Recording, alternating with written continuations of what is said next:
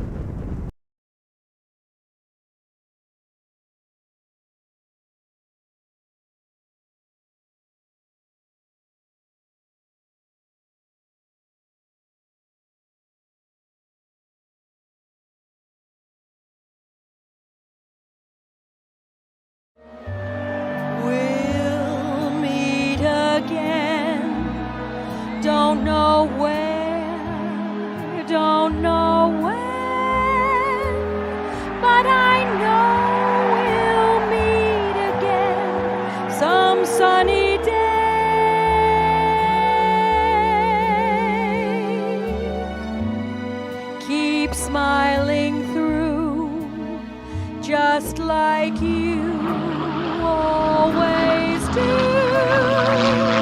till the blue Today is May 8th, 2020. far away.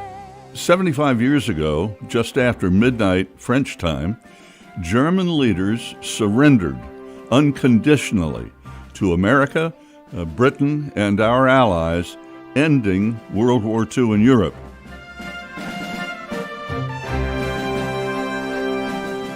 Today, we honor and commemorate all those who died and all those who served in uniform and civilians at home to protect our way of life.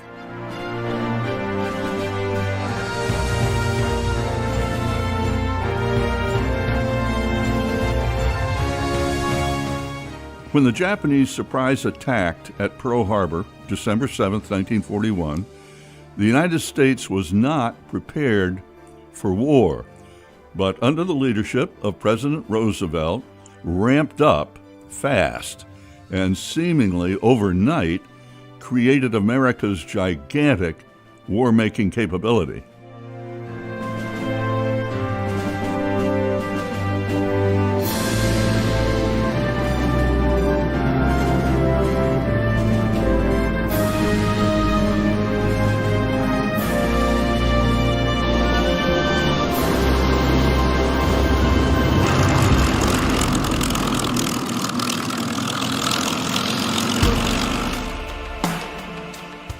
Those 3.5 years saw America at its very best.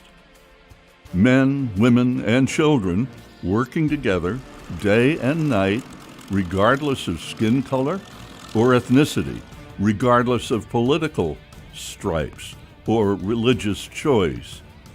Replacing men who had gone to war, millions of women invaded factories and made ships and planes, tanks and trucks, guns and grenades, bombs and bullets. School children knitted wool squares to make blankets for our wounded soldiers.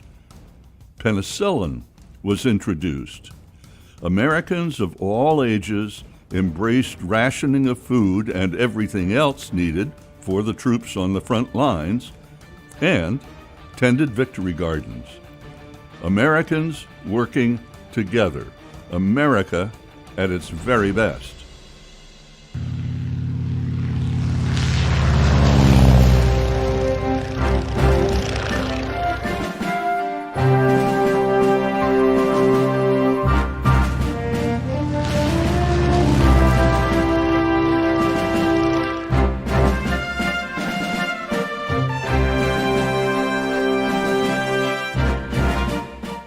Today, we remember and honor all those who died and all who served to preserve our very special and privileged way of life.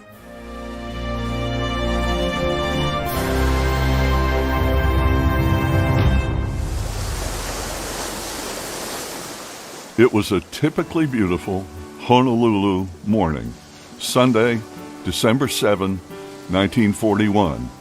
Some were on their way to church, others sleeping off Saturday night fun, while the military and civilians enjoyed their quiet, comfortable, complacent dawn. 6 Japanese aircraft carriers were steaming to within flying range of Pearl Harbor and Ford Field. At exactly 7:48 a.m., the first of 353 Japanese planes started dropping bombs on the bulk of our country's Pacific Fleet, which was mostly lined up, tied up, still in the water, in the tiny harbor, sitting ducks. 9 minutes later, at 7:57 that awful morning, a radio message crackled across the island. Quote, "Air raid, Pearl Harbor, this is not a drill." In the stunning 2-hour surprise attack by Japanese aircraft and submarines, 18 ships were sunk or damaged, Most of nearly 300 Navy, Marine, and Air Corps planes were decimated where they sat on tarmacs. Only a handful of American military aircraft got off the ground.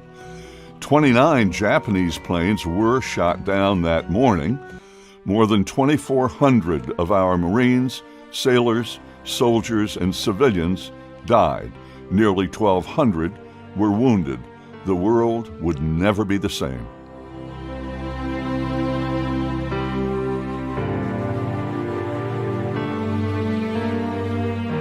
In a speech to Congress and the country the next day, President Roosevelt, declaring war on Japan, referred to the previous day of the attack, quote, "a date that will live in infamy."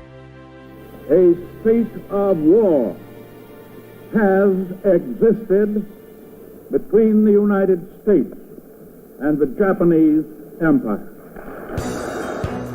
Admiral Yamamoto, the Japanese fleet commander who masterminded the attack, said, quote, "I fear all we have done today is to awaken a great sleeping giant and fill him with terrible resolve," unquote.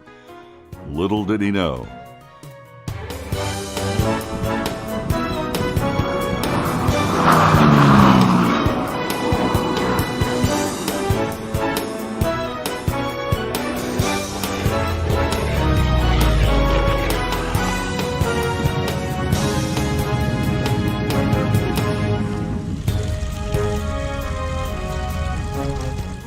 Just 4 months after Japan attacked Pearl Harbor, Dick Cole was Jimmy Doolittle's co-pilot in the first Army Air Force B-25 light bomber to launch from the aircraft carrier Hornet. The 16 airplanes streamed to the Japanese homeland and successfully bombed Tokyo targets. Cole survived bailing out of their stricken aircraft over China and went on to fly the treacherous Himalaya Mountains, supplying our Chinese allies battling the Japanese in China. Soon after that, he was part of the very first air commando units of our air forces.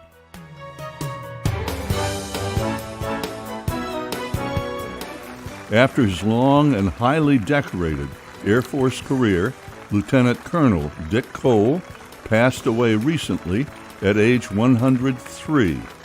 He was the last surviving member of the Doolittle Raiders. Dick, start us off, would you? There you were in the right seat of the B-25, the lead airplane to leave the aircraft carrier, April 18, 1942. And in the left seat, Lieutenant Colonel and Lieutenant Colonel Jimmy Doolittle. What kind of a man was he, and how well did you know him at that point, Dick? Well, David, back in 1990, I had written some little notes concerning my thoughts about Colonel Doolittle. And if you don't mind, no, yeah. Oh, you go.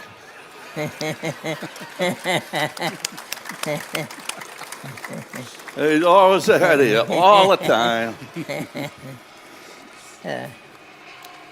Actually, Colonel Doolittle was 5'6", but the way I was able to put it together was he was short in stature, but tall on accomplishment. A man of integrity, honor, and courage. He excluded confidence, determination, and strength. He was intelligent, educated, and humble, great respect for others, led by example and inspiration to all, and we would have followed him anywhere.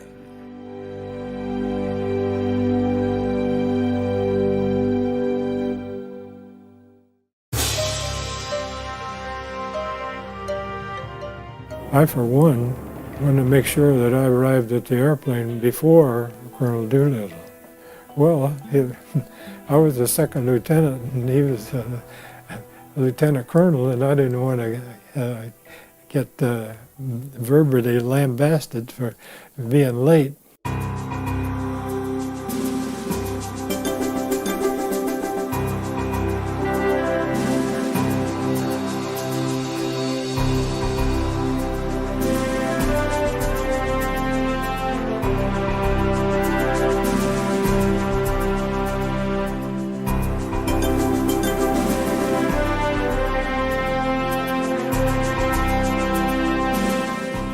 I want you to know that the Raiders really appreciate your loyalty over the years. And their word, again, thank you for being here today and having fun.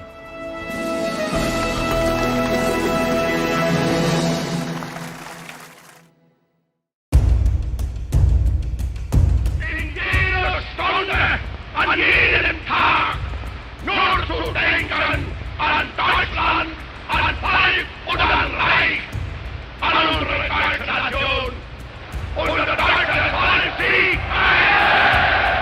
Sieg! Sieg! Adolf Hitler, the Führer, dictator of Nazi Germany, along with Mao and Stalin, one of the most evil killer leaders of the 20th century. The Treaty of Versailles ended World War I. The treaty stripped defeated Germany of territory, of weapons, and what was left of its economy. Hitler was provoked to write his book, Mein Kampf, in English, My Struggle, where he laid out his plan for a new world order.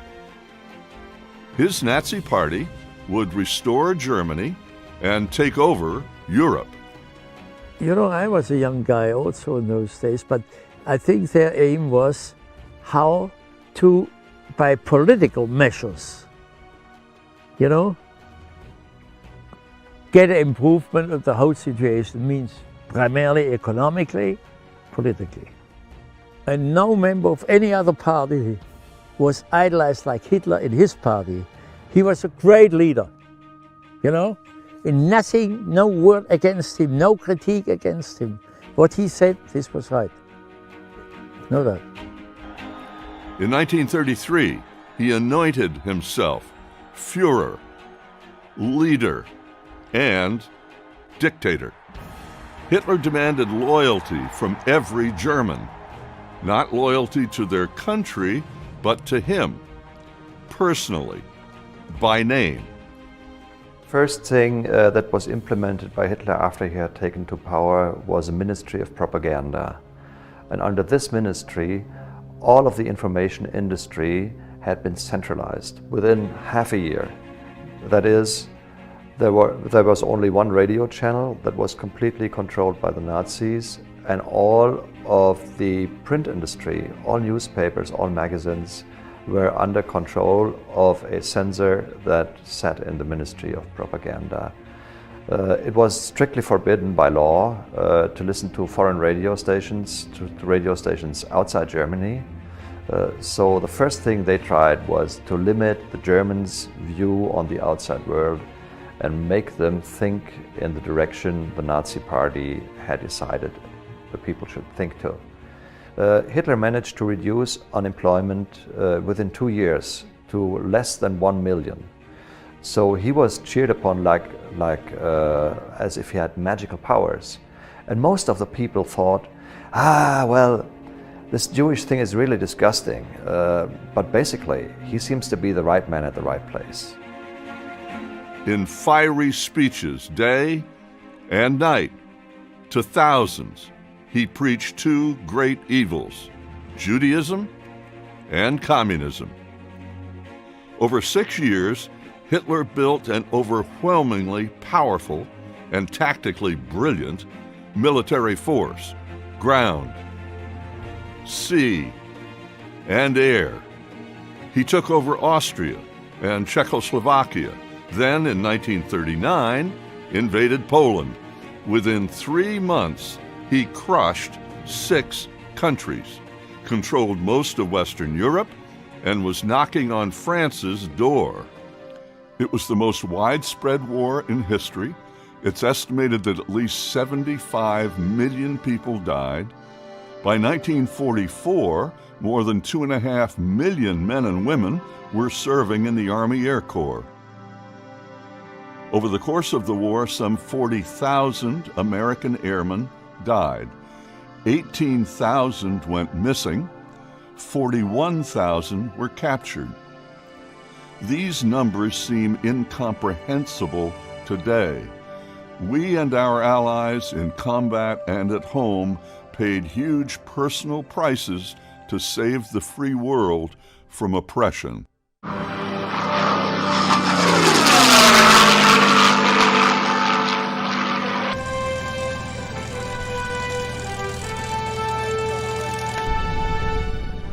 Clarence E. Bud Anderson is a retired United States Air Force colonel and World War II fighter pilot. At age 98, he is our country's ranking living fighter ace with 16.25 air victories flying the P-51 Mustang over Germany and Europe. After the war, he spent most of his 30-year Air Force career as a test pilot.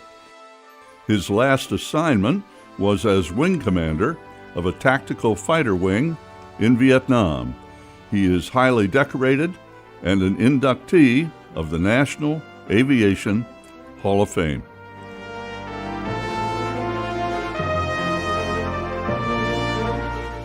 Colonel, why is it important for us to commemorate VE Day 75 years later? World War II was a big deal. They had these 2 dictators in Europe that decided they're going to conquer Europe and enslave the people, put them to work.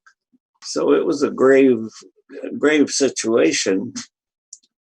And I think most Americans knew that. But once Japan attacked the United States at Pearl Harbor, the country had a transformation, as I recall, and saying, oh my goodness, this really is serious. The country got behind the government, and but the tremendous manufacturing capability was mobilized, and everybody was working towards winning the war. And our country became very patriotic.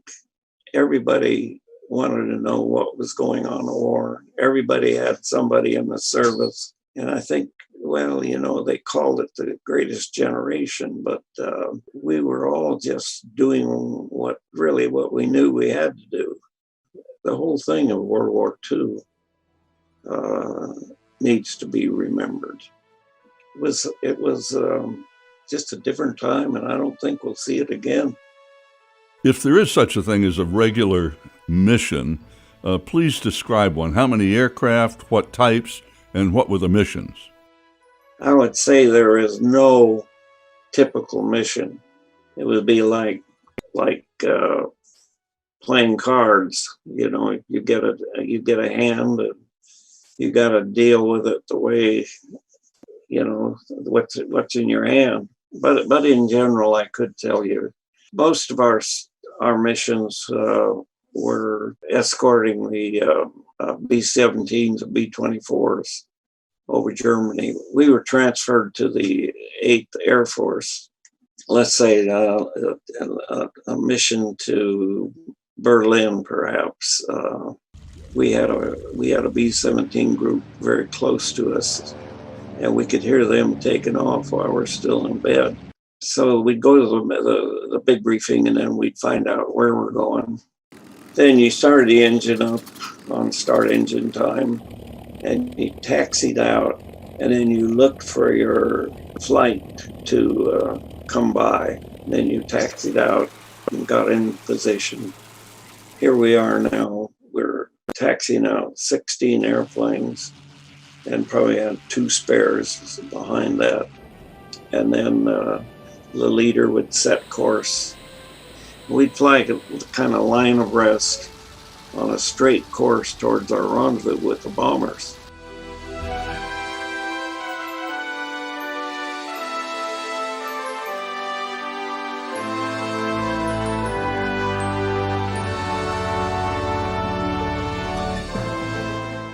Say mid summer of 44, you could have 800 to 1,000 bombers, and they'd be in a long stream. You know, just once you joined it, it was as far as the eye could see. And especially if they were pulling contrails, it was a very impressive sight. And then we'd pull up at the rendezvous point, and then remember the B-17s, B-24s on their tail. They had these big emblems, a square D or a triangle J, big letters up on the vertical stabilizers. Then we would set up a zigzag course across the top of them to keep our speed up. We were generally flying, well, of course, well above 25,000 feet. The bombers were between 20 and 25. And we'd, sometimes you'd be up at 30, 36, 37, trying to get on top of the overcast. And it's minus 50 up there. The B-51 did not have a good heater. It had a little dinky tube that was over your right leg up near the bottom of the instrument panel, and it had the words heat on it. But the only way I conquered it, I finally found we got some issue bomber boots. I could stay pretty warm. We had people like to know in that time, you know, what do you do if you have to go? And we did have a relief tube on it, but I never used it because of such a high altitude. Sometimes that thing would, it was down under your seat, you could bring it out and it was a tube, but it would ice up and you'd end up with a, we were young, we had pretty good bladders, so if you didn't drink a lot of coffee beforehand, I could make it. And depending on what time after January of 44, we pretty much had free range. Doolittle had turned us loose, so let us follow the enemy down to the ground.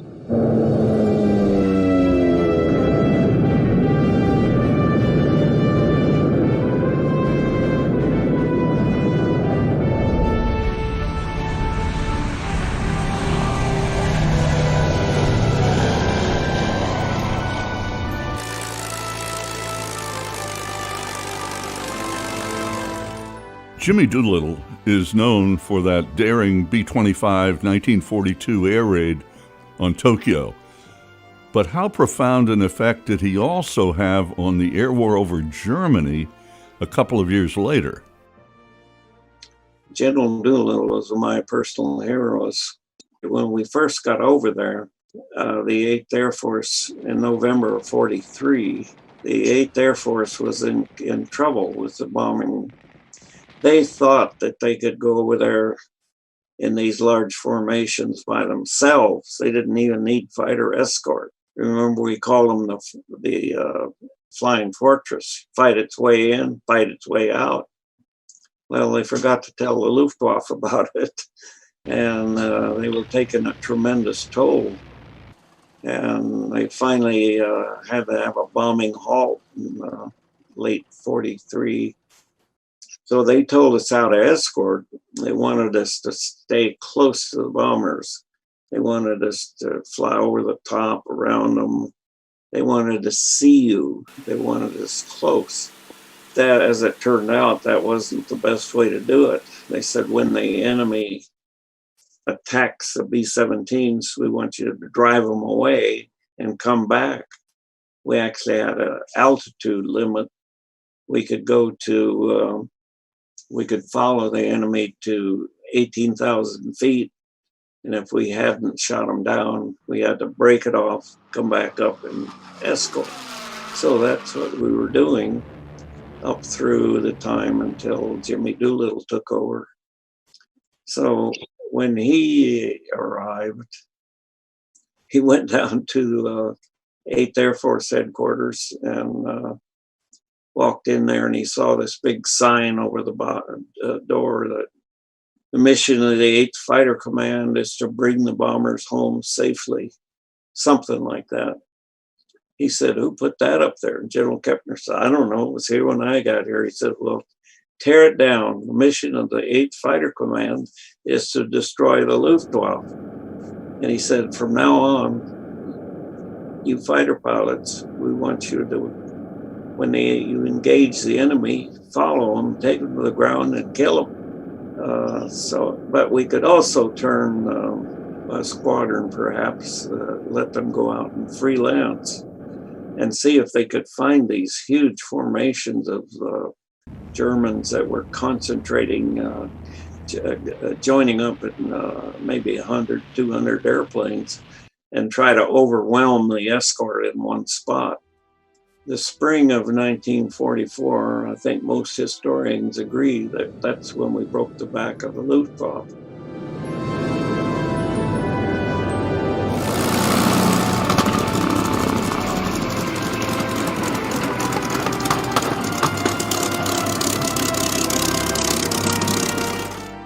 Where did fear ever figure into the equation of your flying all those missions over Europe? Well, yeah, let's talk about fear. Naturally, there's some fear. There's a war going on, and you know, you might get killed, and so that gets your attention right away. Most of the fear would be just flying over enemy territory would create some emotion, because you knew if you went down there, we'd been bombing those folks and they weren't too happy with us. We'd known of some instances where the Germans had murdered air crews. We didn't want to bail out, that's for sure. If you got into an engagement, say single, you know, 1 versus 1, turning and turning and turning and trying to get on each other's tail. At that point, I really wasn't afraid. It's amazing. I think it was a survival thing and the adrenaline. You're trying to, you're trying to, well, you get to kill or be killed. And that's pretty motivating. You lost many fellow pilots in combat. Personally, how did and how do you deal with that? The loss of squadron mates is the big memories that I have. I have them today. We had 28 pilots in our original fighter squadron that deployed overseas together. 50% of them were either killed or were prisoners of war. And I personally lost two of my good friends that I thought really a lot of, Jim Browning and Eddie Simpson. And I thought so much of them that I actually named my son James Edward Anderson after him. Simpson had, after I left on my first tour, flew a bombing mission, landed in Russia, flew a bombing mission, landed in Italy. And a new guy ran into him and they collided and had to bail out over France, which was still occupied by Germany, and joined up with the Free French. And they went with them into a remote forest location to have a ceremony to honor their free French guys that were killed in combat. And the Germans got word about this and sent an armed column out there to capture them. While they were leaving the camp as fast as they could, Eddie Simpson was in one of the last trucks that went out. And they could see that the Germans were coming too close. And so a Frenchman jumped out of the truck and with a machine gun, and Eddie jumped out with him and helped him. And they blew up the first car and blocked the road, just like a movie. But of course, the Germans overwhelmed them, and they were both shot. Jim Browning, on the other hand, volunteered for a second tour and didn't even go home. And it was near the end of the war, tragically, that he and Don Baquet were engaged in an aerial dogfight with two Me-262s. And Browning and the 262 were making head-on passes, playing chicken, and nobody chickened. And they collided, and both of them were vaporized in the crash. And,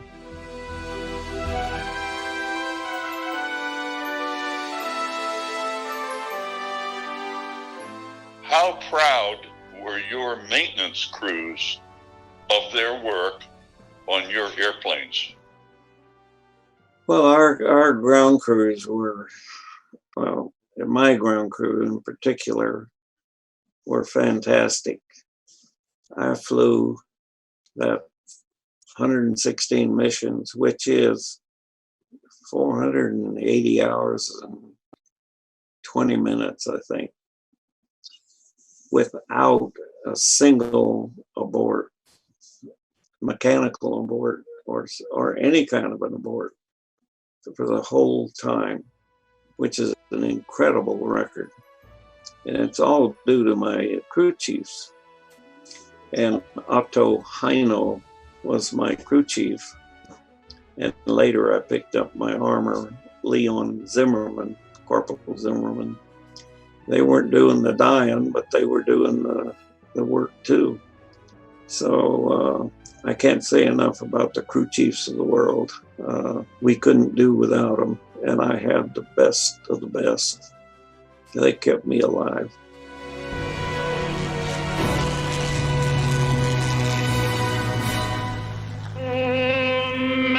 Dotes and dozy dotes and little ivy divey, a kiddly ivy too, wouldn't you? Irsy dotes and dozy dotes and little ivy divey, a kiddly ivy too, wouldn't you? Dum dum dee dee. I got you gonna do a show tonight. Bob Hope was a megastar of vaudeville, movies, TV, and radio for generations.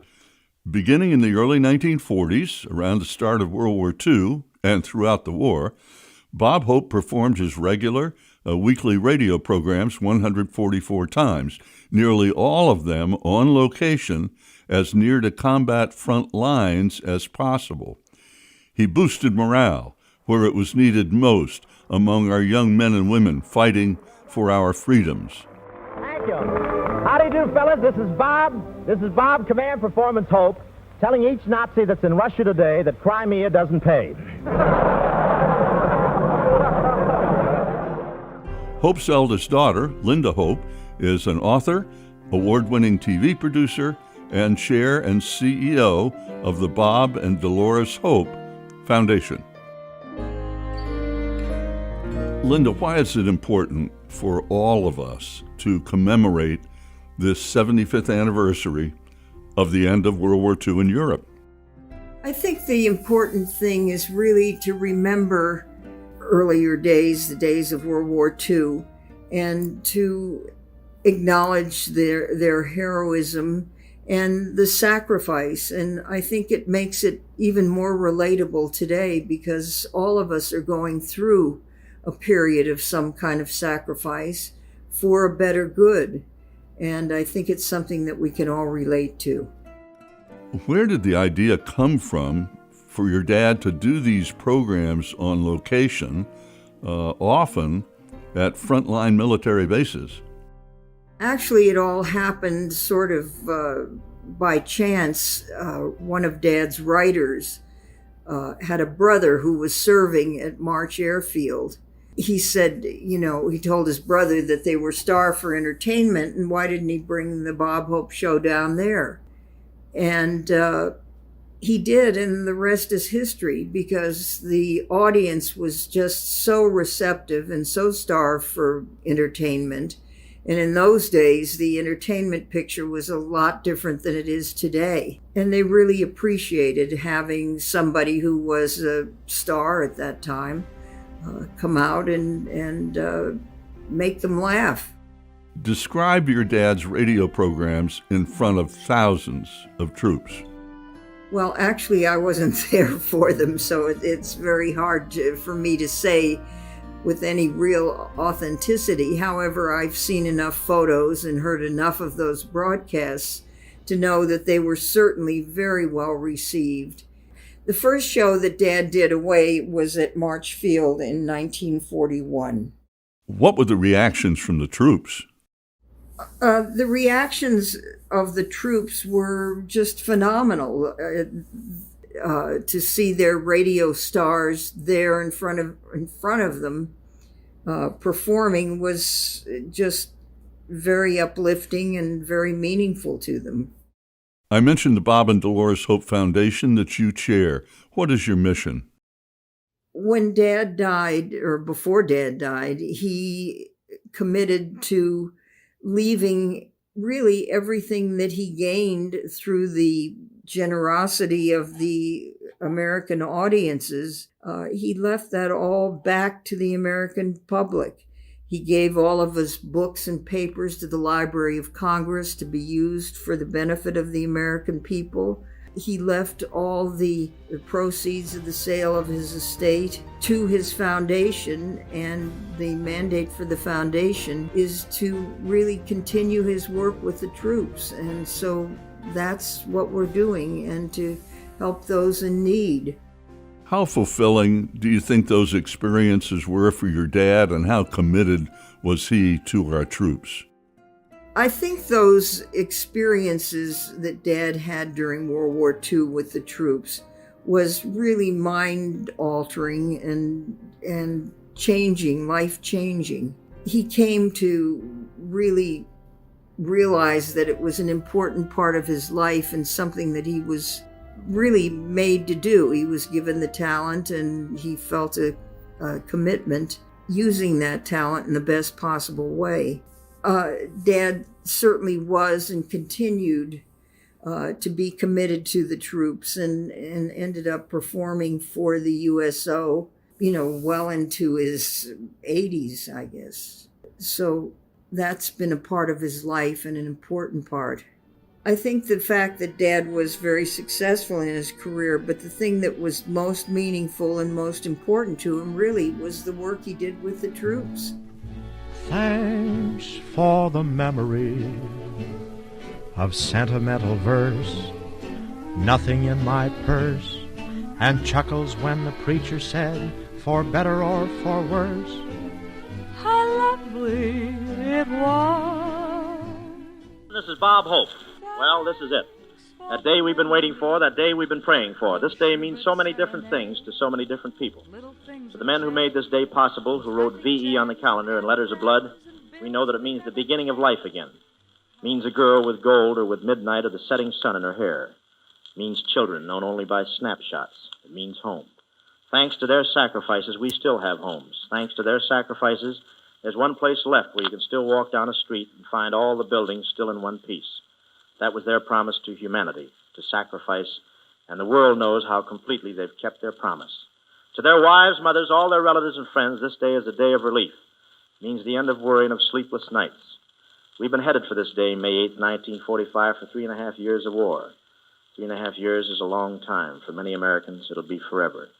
A terrible menace to civilization has been erased. One big roadblock on the way to that final victory day of full rejoicing has been removed. Congratulations, men. Thanks for the memory of faults that you forgave, rainbows on a wave, and stockings in the basin when a fellow needs a shave. Thank you so much.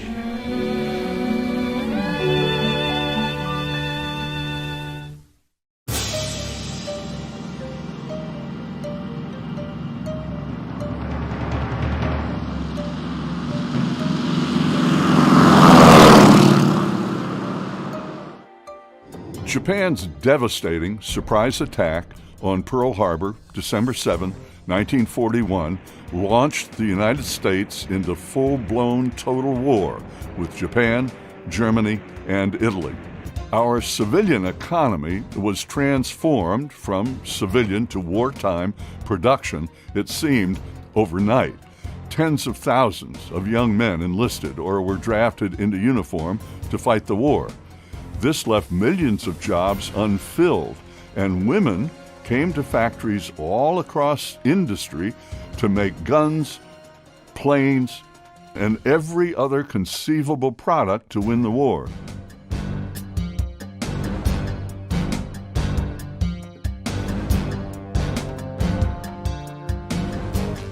Nearly 19 million women were in America's wartime workforce, 3 million of them for their first time away from home responsibilities. Norman Rockwell's Saturday Evening Post cover, featuring Rosie the Riveter, was plastered all over the country, honoring women in America's fight. And we needed pilots for combat, tens of thousands of them. All of those would be young men, so female pilots jumped in to fill that void. In September 1942, two women's pilot organizations formed separately, the WFTD, Women's Flying Training Detachment, and the WAFS, Women's Auxiliary Ferrying Squadron. Well, in August 1943, those two were merged to create the WASP organization, Women's Air Force Service Pilots. General Hap Arnold, Chief of the Air Corps, selected the great female aviator Jackie Cochran to head up the WASPs. 25,000 women applied, 1,074 were accepted. All of them had prior flying experience and pilot's licenses. WASPs flew over 60 million air miles in every type of military aircraft. Our country is in their debt, and today we honor these great patriot aviators.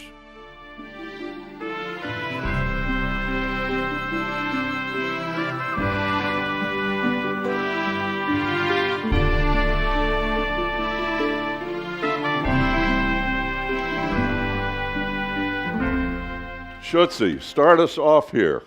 You're the star here today. What's your first memory of being interested in flying airplanes as a kid? Boy, that's going back a long way. Well, you just told me you were really 39, so it's not that long ago. Well, you got to turn that one around. When I was 7, I said to my family, when I grow up, I'm going to learn how to fly. But I had the interest long before that.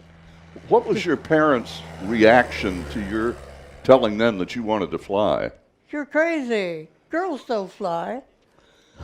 Boy, so what did you do? I mean, obviously you figured it out along the way. How did you go about it? Well, I didn't really figure it out. I just knew I wanted to fly. I see an airplane go by.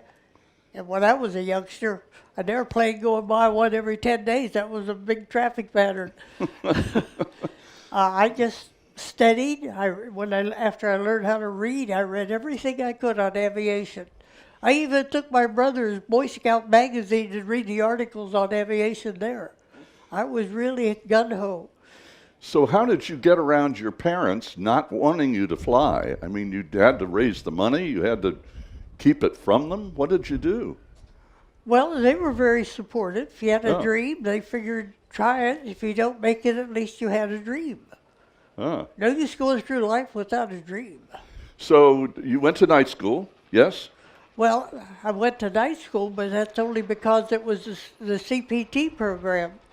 I got out of high school.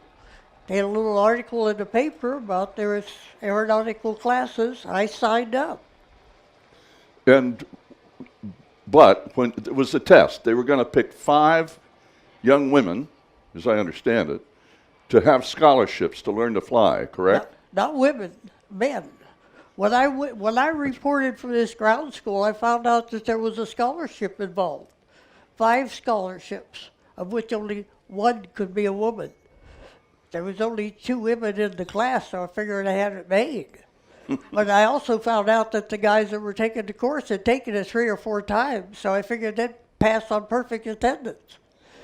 I took the private pilot's license at the end of the course, and the 5 highest scorer would get the flight scholarship, and I was one of the 5. And then what happened? They took it away from me. What did they say when they took it away from you? The war in Europe isn't going well. We need men. Women don't fly, so we're going to give it to number 6. So what did you do to get around that? I fought it tooth and nail. My argument was, you gave it to me, it's mine, you're giving it away, you're stealing it. So I think I made such a fuss, they gave it back to me just to shut me up.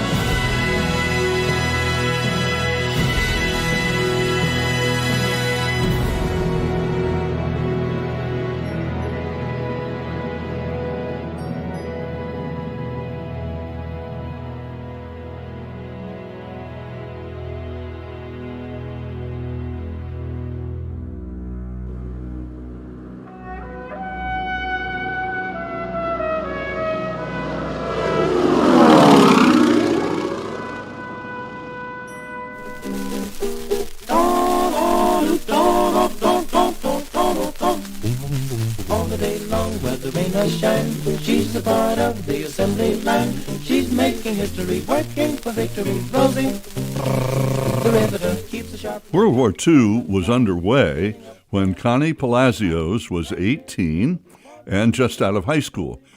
She took a job as a riveter at the Boeing Wichita Aircraft Factory. She was one of the original Rosie the Riveters. She is in her mid-90s now and just as sharp and snappy as she was when she was putting rivets in the very first B-29 to roll off the assembly line. And then they sent me to a school there in Wichita. And they had a school there. They sent me there because they needed riveters. The first day I was there, I didn't rivet. Kind of a little disappointing to me, but the reason I didn't was that the last B-17 was being, they were building in there, but they were going to finish it. And the next day they were going to start with the B-29. They asked me to rivet, but they said, well, we don't have any buckers. We only have one person, but nobody wanted to work with her because she's a black girl. And because in those days they were very prejudiced. Well, I said, I don't mind working with her because I'm a minority too, because I am of Mexican descent. So they said, are you sure? Yes, I'll work with her. So she became my partner, and I tell you, she was the best bucker. And if it hadn't been for her, I couldn't have riveted like I did. And then, of course, the Japanese also had Tokyo Rose. And she was always on the radio, and she was trying to break the morale of the boys. So that's why we started calling us Rosie the Riveter, because we were, well, it would make us so angry. And so all us women, we tried to work harder so we can get those planes out of there so we can get to Japan.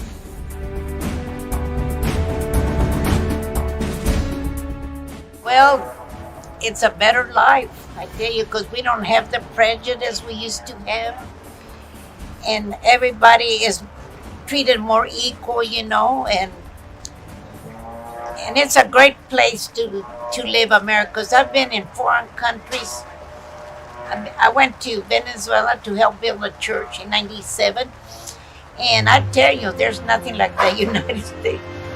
So I am very proud to be an American citizen, that I was born in the United States.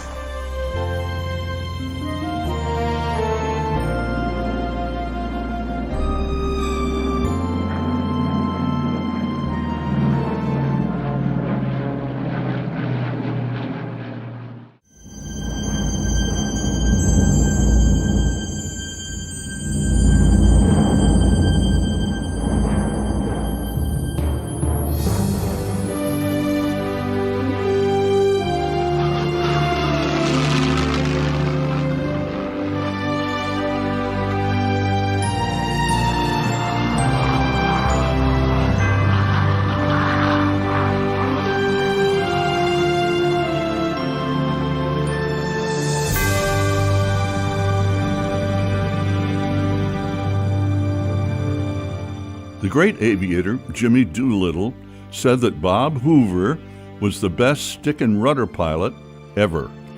Hoover was a World War II fighter pilot flying from North Africa over the Mediterranean and Sicily.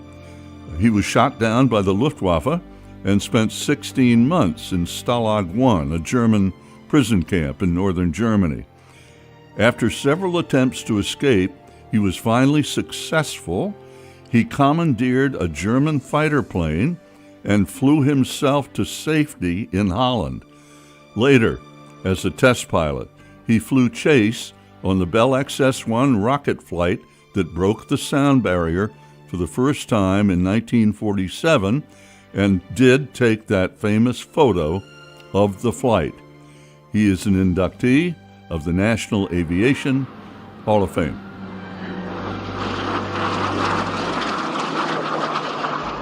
Adlai Stevenson once said, "Patriotism is not a short and frenzied outburst of emotion, but the tranquil and steady dedication of a lifetime." Well, measured by that yardstick, there is no greater patriot than Bob Hoover, for love of country has indeed been his steady dedication of a lifetime. I guess I've been called a patriotic freak. I think that if we don't know the meaning of the national anthem and that flag that we've cherished so much, with its full appreciation for what it stands for, we're missing the best bet in the whole world. It stands for freedom. It stands for everything we believe in. The American flag, as a symbol of personal liberty, became an obsession of Bob Hoover's during the dark days that he spent as a prisoner of the Nazis in World War II. And in Germany, it was like a country club because you didn't get mistreated or you didn't get beat up or knocked unconscious unless you tried to escape. And I'm one of the dummies that I thought myself, I'm a patriot. I'm never going to give in to anybody. I'm fighting for our freedom. And when I couldn't see that flag, it made me angry, and it made me want to get out of that place any way I could, or make it as miserable for them to contain me as it could possibly be. And I'll admit, I was beaten up and dragged out unconscious. Some fella wrote a letter to the VA after the war, and he said, I watched them beat him to unconsciousness and drag him out, and I wondered if he ever survived the war. Well, obviously I did. Well, Bob Hoover eventually escaped from Stalag Luft I. Incredibly, he made his way to a German airfield, stole a German airplane, and flew himself to the Netherlands, which had already been liberated by the Allies.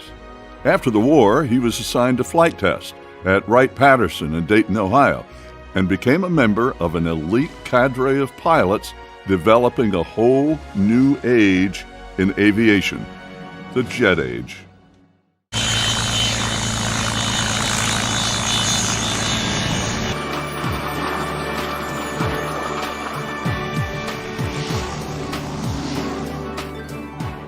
Günter Röhl was a German fighter pilot and the third-ranking Luftwaffe ace. After the war, Röhl became a leader of West Germany's new Air Force and became friends with many American pilots.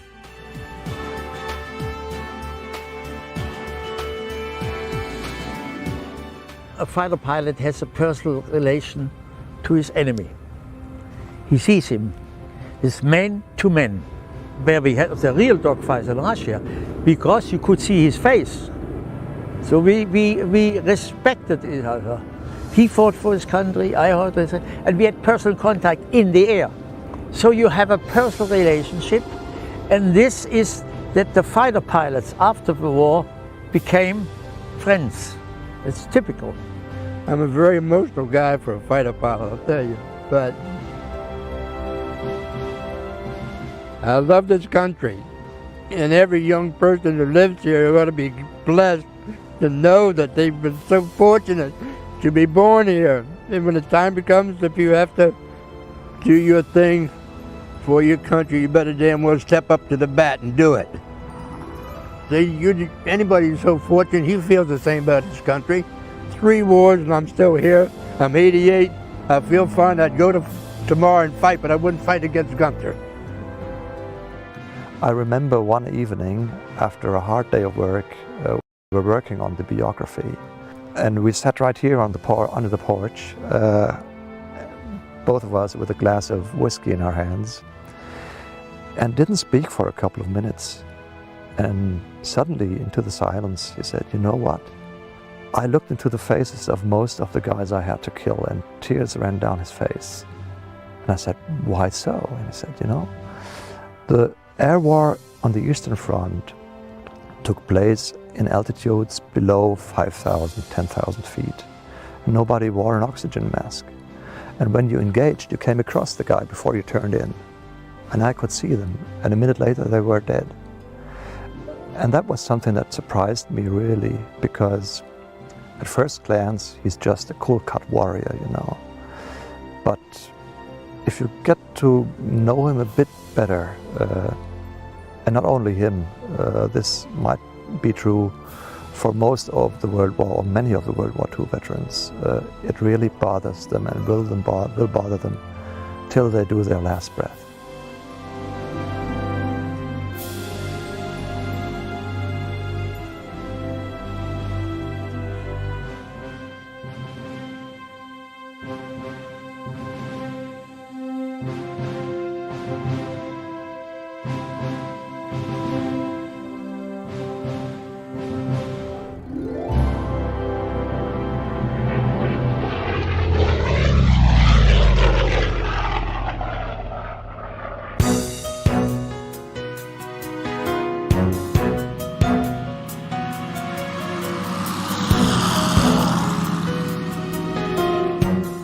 In 1936, the Douglas Aircraft Company rolled out the first DC-3, it was called, a civilian airliner that led the way in passenger air travel.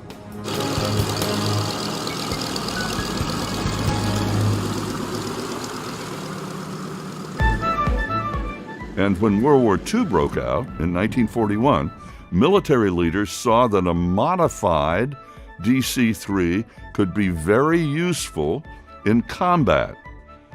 Little did they know, the C is for cargo, the C-47 became a workhorse, especially in World War II and later in Vietnam. It flew supplies and troops, did search and rescue and medical evacuation. It dropped paratroopers and inserted special operations forces behind enemy lines. More than 10,000 American C-47s served in World War II, and thousands more variants were flown by American allies.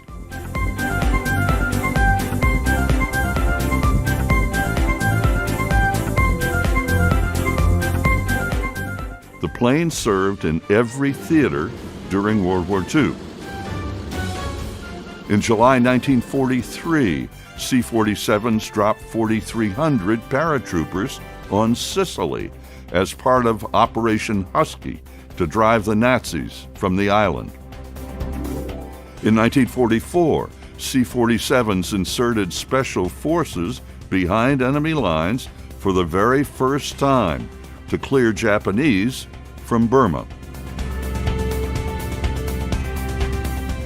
And June 6, 1944, was the day Allied forces invaded German-occupied France, D-Day.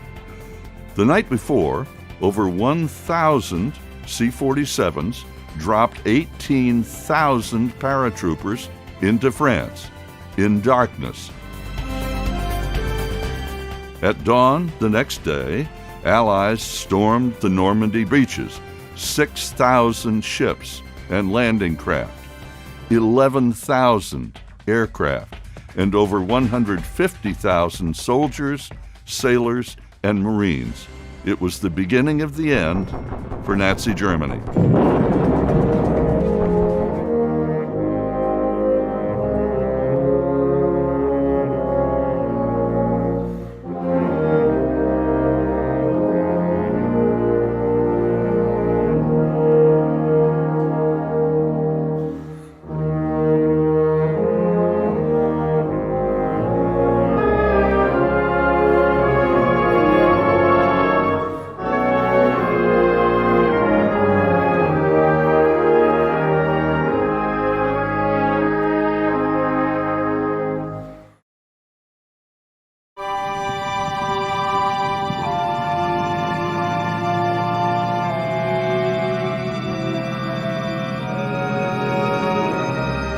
Carnegie Tomasian was from Brooklyn.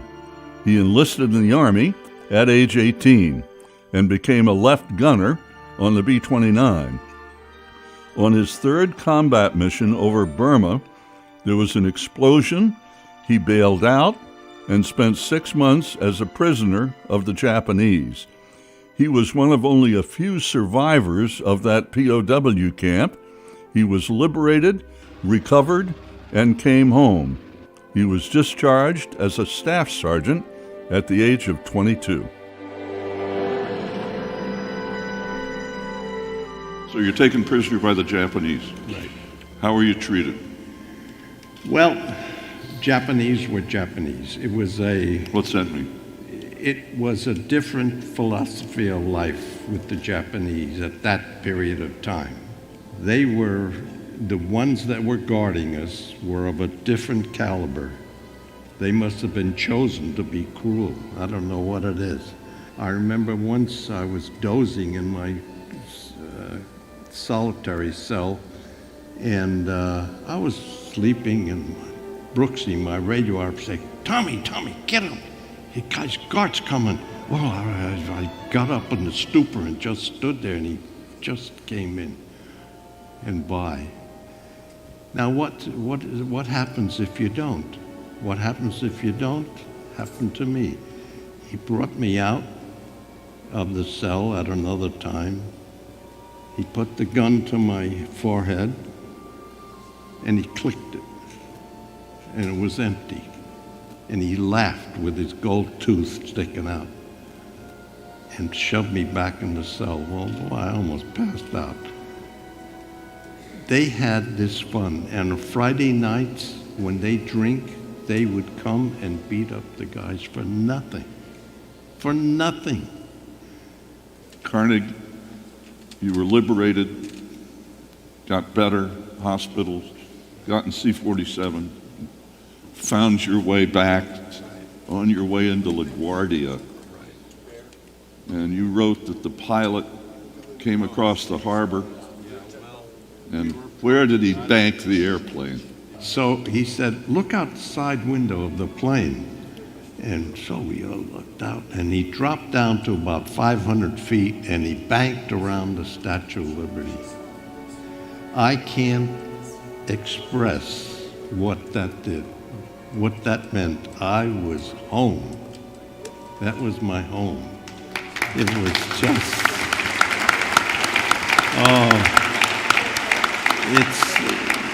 there are moments like this you can't really, you never forget, number one.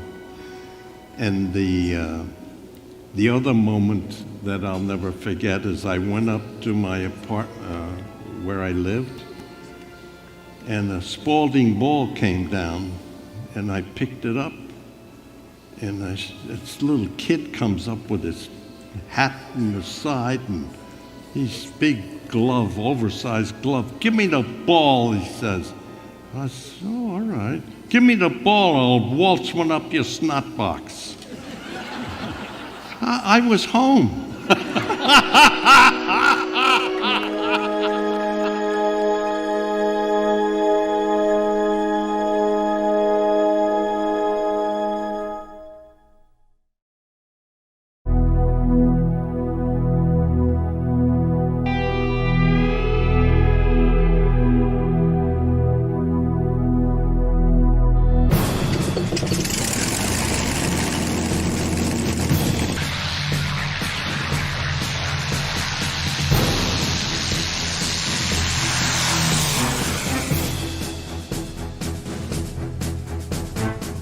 The United States military was segregated until many years after the end of World War II.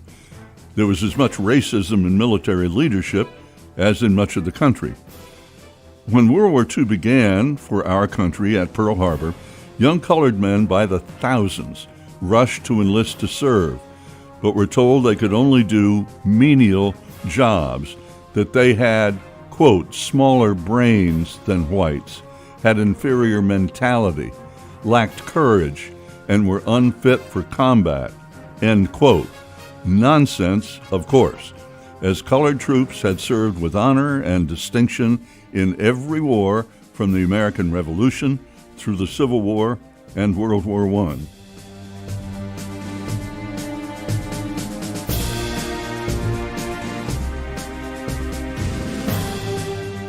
Retired Air Force Brigadier General Charles McGee broke records. As one of the first Tuskegee Airmen pilots, he flew 409 fighter missions in 3 wars, World War II, Korea, and Vietnam. In his 32-year Air Force career, he commanded at many levels as he helped defeat racism in the United States Air Force.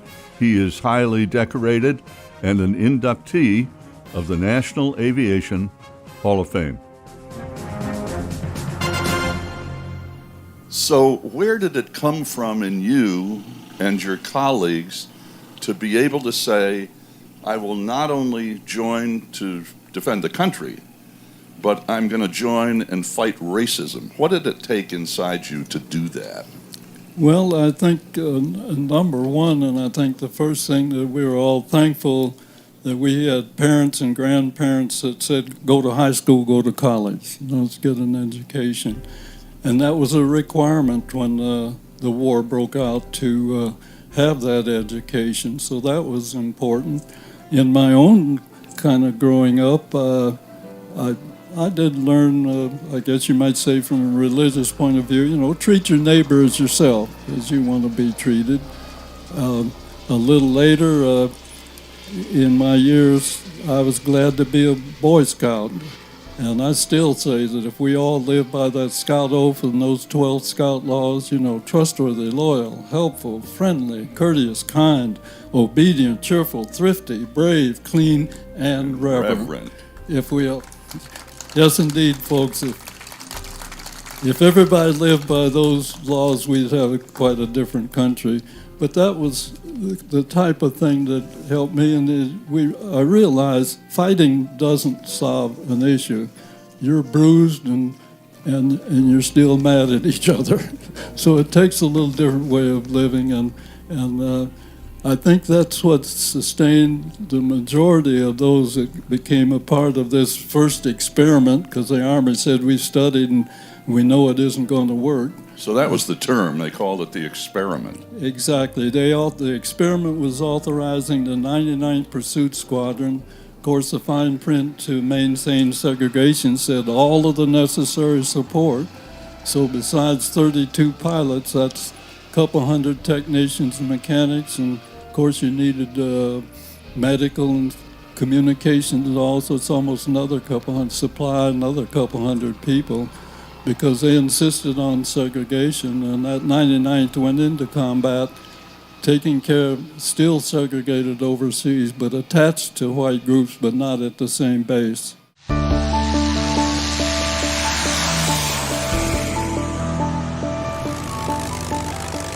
Charles, your incredible career in the Air Force, what is your experience growing up and in the Air Force told you about our country, about what our country is? Well, that's how much time do we have? Interesting, it told that we can support the country regardless of our color or accident of birth. It's more about being prepared. It's about having an education, being willing to serve this country and enjoy the freedoms that we so much enjoy, that creeping away in many little ways. But it's something that we need to let our young folks know. I think even that's what this flyby is going to do. Remember, don't forget, but we don't need to repeat it. And this is the type of thing that I think out of lessons, our experience allowed the move away from the attitudes that existed earlier, saying something we couldn't do or denying an opportunity.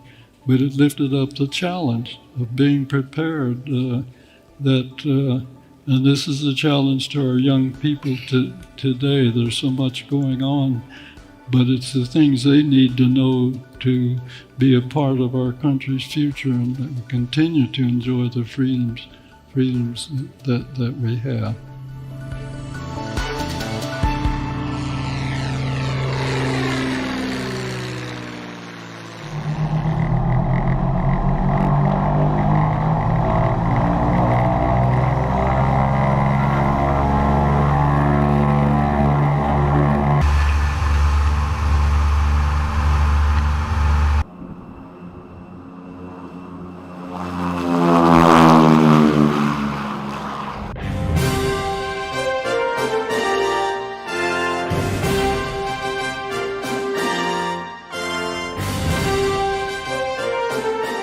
For the Arsenal of Democracy, I'm David Hartman.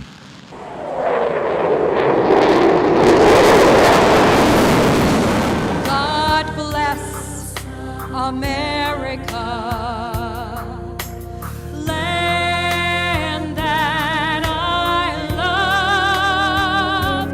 Stand beside her and guide her through the night with the light from above, from the mountains to the prairies, to the